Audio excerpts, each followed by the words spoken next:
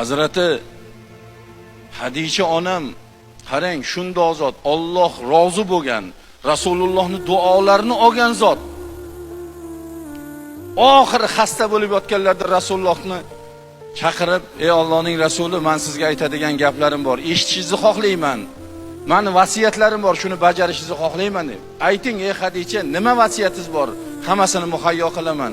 "Ey Allohning rasuli, men sizga ayol bo'lib bir yaxshi bir xizmat qila olmadim. Meni kamchiliklarimni kechiring" degan ekanlar. Qarang, o'lim to'shagida yotgan onamiz, "Men yaxshi xizmat qila olmadim, meni kechiring, nuqsonlarimni afv eting ey Allohning rasuli" degan.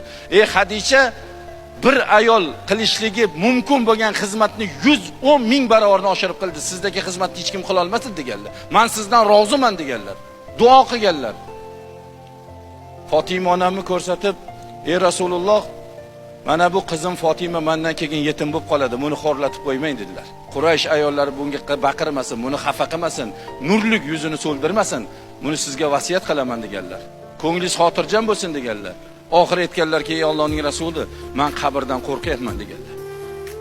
Sizga iltimosim, sizga vahiy tushgan paytdagi birinchi vahiy tushgandagi ustingizdagi to'ningizni menga kafallikka qilsangiz deganlar.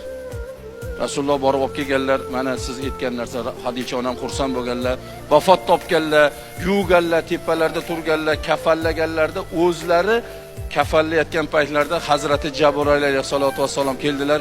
"Ey Allohning rasuli, assalomu alaykum, sizga Alloh taolo salom etdi va aytdiki, Hadichani kafani bizdandir deb aytdi va jannatdan bir kafallik berib yubordi.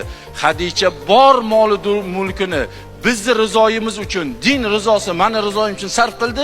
Hadichani kafani bizdan deb aytdi deb meni kafan yubordi" deganlar. Birinchi to'nlariga o'raganlar, ikkinchi jannatdan kelgan kafanga o'raganlar. Shuning uchun Hazrati Hadicha onamning nisbatlari ikki kafan sohibasi degan laqablari bor.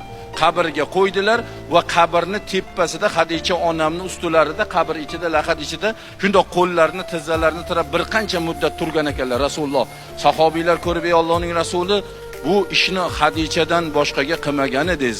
Nima uchun Hadichani tepasida bu matonat bilan turdingiz?" deganlarida aytdilarki, "Ey birodarlar, qabr egasini tanimaydi" deganlar.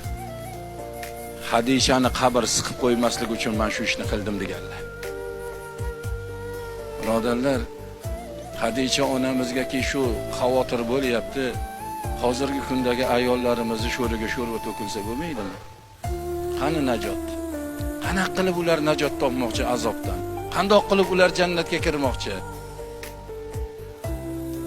Ayollarimiz mana shu so'zlarni eshitish kerak, birodar.